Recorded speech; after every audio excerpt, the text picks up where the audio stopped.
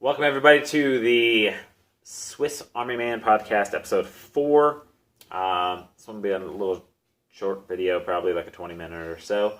Just wanted to talk about the game last night and a couple other things that I saw. Tomorrow, you should expect to have a full length. I think we're going to start, Wednesday is going to be the day for the full length. The rest of the week is going to be shorter ones. You may even just be getting audio at some point. I figured that might be a switch up. I'll still post to YouTube.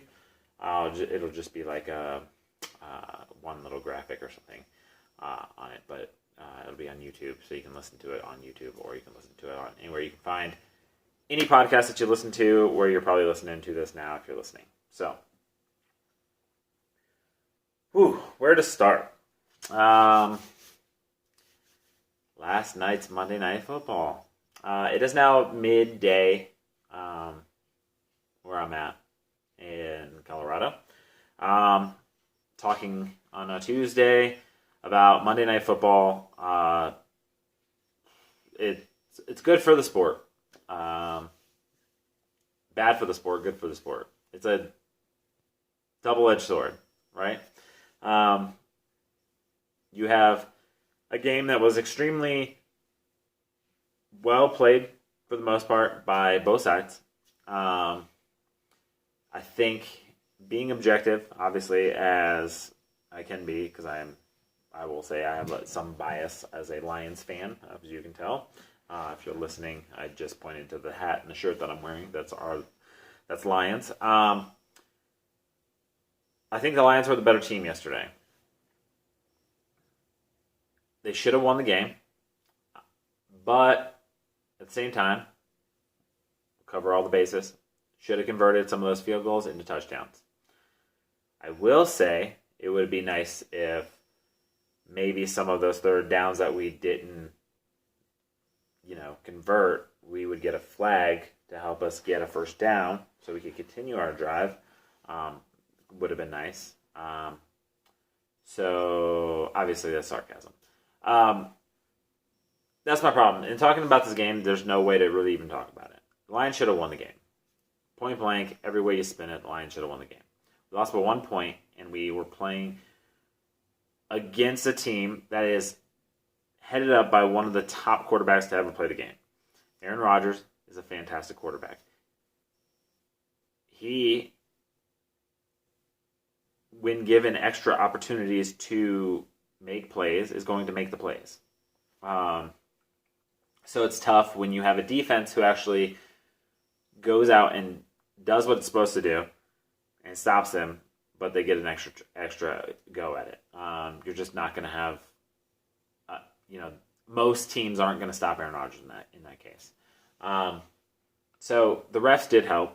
Obviously, continuing drives, you had 2 third down plays that get completely done over, essentially, with fresh set of downs because Trey Flowers got completely robbed and penalized for playing the way you should play football. Hand was inside. He was controlling Bakhtiari. It's not punching him in the throat. There's one image going around. And if I can find them, you'll probably be seeing those images right here. Where people are like, oh, he's got him, and it's up here. If you watch the video, I might even go back and literally try to clip a video of this, but he's got his hair. It's his hair. Now, all that being said, I don't know if that's a penalty or not. I don't believe it is. I don't believe having somebody's hair is a penalty, because I've seen players get literally horse collar tackled by their dreadlocks or long hair, and it's not called a horse collar tackle because it's not inside. So, if you have the hair and it's outside, then that's fair. That's all fair game. It's part of having long hair. You got to deal with it. So, if that is the rule, then whatever. But everything I read last night, I did not see anything of that being a rule and that being how you impose the rule. Also, Trey Flowers definitely became my favorite Lion player last night. The way he handled the media after the game was just impeccable. And especially as being a player who came over with obviously big expectations because he was the number one free agent by a lot of places listing the free agents over the last year. He was like the top of the list, and the Lions got him. He came in, got a big contract, and he did what he was supposed to do last night. And it's something he's done for his entire career, which is why he earned that big contract. It is something that he has never been called for in his entire career till last night when he got called for it twice in one quarter. Kudos go to David Bakhtiari, who definitely gets an acting award at some point because he played it off well. He threw his head back and made it look like it was coming from Trey Flowers. When really, on both plays, he had his hand on his face mask. One time, egregiously, like the entire face mask. One time it was the bottom rung, but definitely got his fingers like curled inside, which is controlling. That's grabbing. He should have been called for it. Also, on the second penalty, if you look at the full scape of it, there's a clear hole when Aaron Rodgers moves up in the pocket to get out to even throw the ball away. I mean, dude just like is literally looking back and has the dude's shoulder pad lifted up. I mean, so a lot of plays that could have been called the other way didn't get called that way, but also got called against the Lions. And that's not even counting the pass interference call, which is a completely subjective thing. And I hear a lot of people saying, well, Patricia could have thrown the flag, challenged it. Challenges, because of Alberto Riveron, haven't gotten overturned. So why waste the time out there if that's going to happen? I mean, dude did have his arm across him entirely. Whatever. Also, Pat's wide receiver, or the Pack's wide receiver, not the Patriots, the Packers, knee was down. Shouldn't have been a touchdown. Probably should have had to punch it in. I'm not saying anything about that because you probably would have got the touchdown there. I mean, could have turned into a field goal instead of a touchdown, but whatever. So a lot of plays that definitely went against the Lions and cost a big point swing. Same thing happened to us in the Chiefs game. The fumble on the goal line. Knee appears to be down. Probably should have been down. Got another chance to go for it. Get some points. Also, if you call a fumble, there's a dude touching the ball who then gets touched by a Lion that should be down at the 1. Even if the Chiefs get the ball at the 1, they let him run it back for a touchdown. 14-point swing. Essentially, 7 points off our board, 7 points on their board, 14-point swing. So, the refs have now essentially cost us 2 games. The Lions are 2-2-1, and both those games we lost, Packers and the Chiefs, have come with some controversial calls from the refs. So that's where I'm going to stop complaining. I think the refs need to have a change. I think there needs to be better reffing, and I'm going to talk about that in a minute on how I think that could be done, and also just a change to the league, because it's fun to think about ways that things could get better, especially things you love like football, and a lot of us love football and love the sport, and want to see it grow and continue to be an awesome sport, and not have these conversations where we're talking about potential of refs changing the course of the game. So I will stop complaining about all that on here and say, state of the Lions, we're 2-2-1. We've lost to the Chiefs and the Packers with what from my side, is perceived to be help from the refs in affecting those games. So I feel very confident about the Lions. Matt Patricia is a great coach. Came into our locker room, flipped things up, got the attitude right in there. Matt Stafford, I don't think, has ever looked better in his career. And I think some of that has to do with maybe a shift in perspective. And a shift in perspective of came into the league, number 1 quarterback, as on a number 1 draft pick, onto a team that lost every game, was coming in to be the savior of the Lions franchise. And we haven't given him much to help him out. No run game. Lions been not great throughout his career. Hit or miss defenses in certain years. Some years we've had good defenses. Occasionally we'll get a couple pieces, and you've seen what he can do. He's made it to the playoffs. And then, moving even, further up into the win column, he's done well. Like, Matt Stafford is a good quarterback. Lions fans give him a hard time, some of them. It's split, I think, on what he actually is. What he actually is the best quarterback to ever play for the Detroit Lions. Let's not even pretend that's not the case. The stats he's put up, the grit he's shown, the way he plays, the way he leads. Matt Stafford is my quarterback and any smart Lions quarterback. That's their quarterback. I think Evan Fox today on the DAZN show for the Pat McAfee show said it best. Like, Detroit versus everyone, and it's been going on for a long time. And part of that is that we don't ever seem to have anything go our way. And then add to that the fact that we haven't put a team around Matt Stafford. Matt Stafford is honestly the one who gets failed the most in this. He is an excellent quarterback who we're wasting his talent on. And the talent that we have is all there this year. And this could be the year. So I'm going to go forward with an optimistic viewpoint. We have 11 games left in our season. We can win 11 games left in this season. And we finished that season 13-2-1.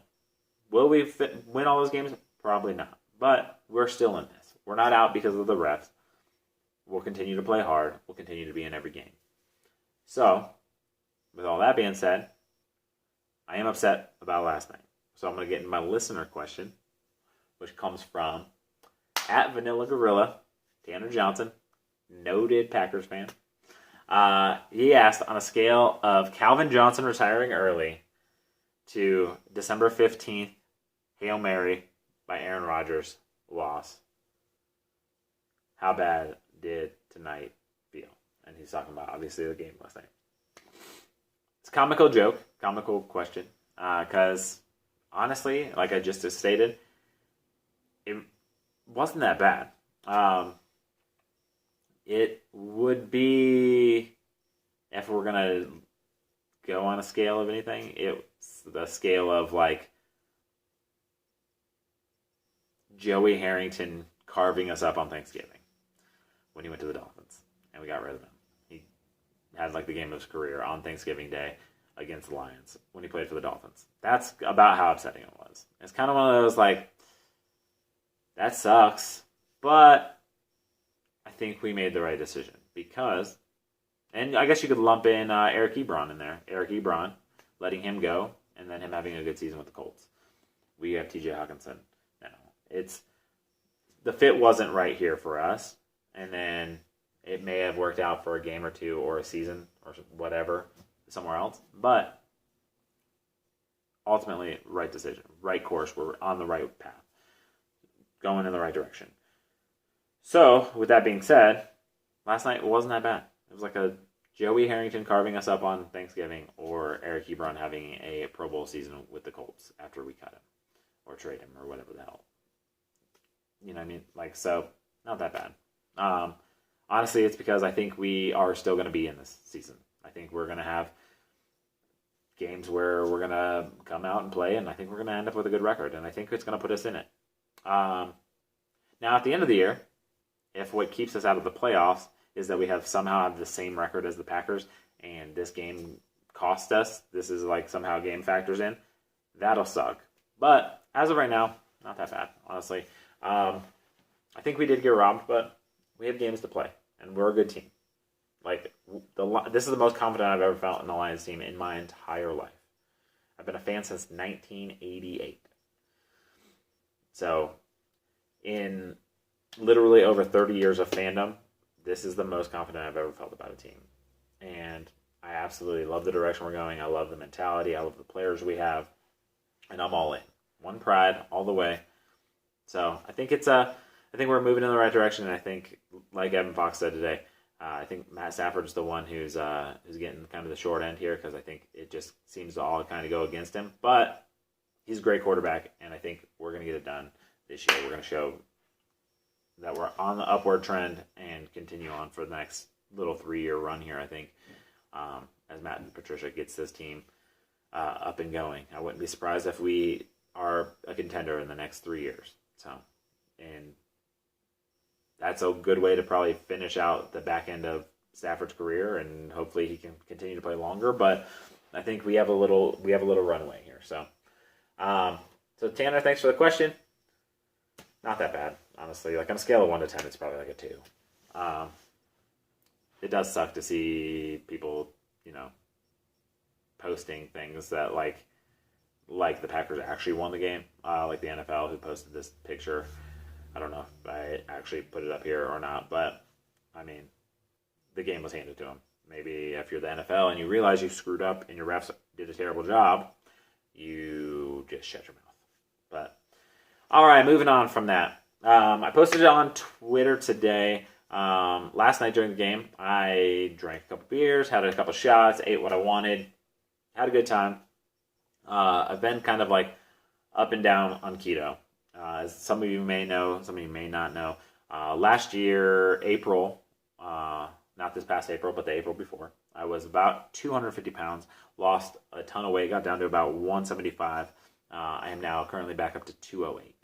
As of midnight, I was 208. Which is fine. I feel a lot better than I did when I was 250, but I let myself like kind of eat a normal amount of food in a normal way, and it just doesn't work with my body. It doesn't seem. So I've been off and on keto, been doing like 5 days on, a couple days off, but back on and back off.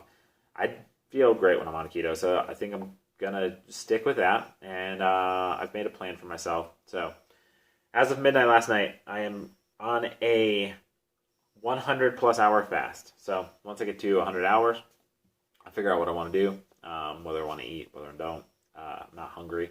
I'm 12 hours in already, so feel good. Don't feel hungry at all. Have a plain black coffee. I can have tea, plain water. So I'll be having obviously stuff to hydrate myself, but other than that, no food. And see if that kicks me back into ketosis, and then once I am there, I'll just be back on keto till 2020. So the earliest I will probably re-look at this is on January 1st, 2020. So no cheats, no anything, no excuses. Be straight keto all the way through. Like I said, 208 as of today. Today's the 15th of October. See where I sit. 2.5 months. I'm also be adding in exercise days, which I haven't done a ton of, just because of time restraints and all that kind of stuff. But I will be getting into the best shape, hopefully, of my life as 2020 rolls in. So I just want to touch on that real quick because I'll talk about that from time to time on here. And then let's finish it out with a couple of hilarious things that I saw on the internet that had some opinion on or wanted to touch on. The first was Jennifer Aniston apparently broke the internet on IG. She has over 1 million fans already on Instagram. She just joined. She posted a reunion picture of all of the friends in one spot. So she got a ton of likes and a ton of followers super fast. Jen Aniston is an icon from that generation, obviously. Friends is a huge show. I know how much of a huge show it is because I have 11 and 12-year-old daughters. My wife was a huge fan of Friends. Watched, every episode. The kids now watch them as reruns and laugh, and they get all of the references, and it's a show they enjoy. So even years later, a whole new generation's getting into it, and I'm seeing it firsthand. I was never a huge fan of the Friends show. I would watch it. It's one of those shows I feel like you could definitely watch. And if you do watch every time, you would obviously get some of the longer storylines, but you could watch them as one-off shows. So definitely thought that was an interesting thing, especially with social media nowadays. I guess Jennifer Aniston hasn't been on social media much in her entire career, and decided that she was going to join and post that, and it blew up, and that's pretty cool. It shows just the power of like what the Friends franchise was. I think this year was also the 25th anniversary of Friends starting or something like that. So that's pretty cool. Maybe they'll do some kind of like reunion thing or something like that. Maybe that's why they were all together. Who knows? I'm sure that speculation will be running rampant with a picture of all of them in one spot. But yeah, pretty cool to see. I guess Friends could still be friends years later, especially in the show business, which apparently is usually pretty rough. So next up, you have the New Jersey Devils. Hockey did something really cool last night. They did Kids Night. So I guess they had like a kids announcer, a kids reporter, and they also let the kids do animation, like basically drawings of the players for the player intros, which you'll see some of the samples here. I think it's absolutely cool. I think it's a good way to get the young generation into sports and continue to grow them. NHL is obviously doing something really cool in that aspect, and obviously knowing that they're not the primary sport here, at least in America, and they have to do some things that are outside the box, and I think that's one way to get some younger fans invested into the sport and to have an engagement with that younger generation, especially as the landscape changes, as it always has and always will. Kind of goes back to the NFL needing to kind of fix some things, because it could be very easily you're the biggest thing, but if someone else does something better, eventually maybe they take over. So I think the NFL has still got leaps and bounds ahead of everybody else, but it's nice to see these other leagues that are trying to like incorporate some fun things to get the younger generation engaged in the sport, especially like a sport like hockey, which is very fun and it's awesome to watch, and it's fast-paced and there's a lot going on, and I think a lot of people could get into it. And especially here in America, there's definitely a lot of growth potential in that. So cool to see the Devils doing something a little bit outside of the box when it comes to fan interaction. So last but not least, I want to talk about another sport which is coming up, and that's the NBA. And the Clippers got new jerseys, and they look exactly like the Grand Theft Auto font, and it's kind of hilarious. I don't know if they're good or bad, to be honest with you. They definitely look like Grand Theft Auto, though, for sure. Like I can imagine they definitely have an edge to them. I would say they look a little more edgy than like previous uniforms. So that's kind of cool. It's also cool that they've kind of done that with the incorporation of having new stars in town. So it's almost like a new rebrand of like, this is us, this is how we're going to play. And it'd be real cool to see if the players come out and play with a little edge and play the way that Paul George especially and Kawhi Leonard, I mean, just absolute monsters on the court. Could be a really, really, really interesting season to see how they play. I'm personally rooting for them. They're the underdog, so in their own city. Like, they're not even the biggest Los Angeles team, and they're probably the better Los Angeles team, to be honest with you. I know LeBron and Anthony Davis over with the Lakers, but give me Kawhi and Paul George any day over that. I think that's more talent overall, and I think they're gonna definitely put up some crazy records this year. I think Golden State shouldn't be counted out, as I see a lot of people who are talking about. I mean, the team's still good. They still got Steph Curry. It's going to be interesting. The West is going to be a really, really, really, really tight race. But yeah, these Clippers jerseys are really, really neat. I think a lot more teams should think about rebranding their jerseys and rebranding their team and redoing some of the old, outdated things. That just brings in a whole new level of things that you can do.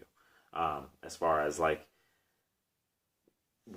first off, just rebranding, you're going to have more merch sales. More people are going to want the new merch. So they're going to buy new shirts and all that kind of stuff, which is cool.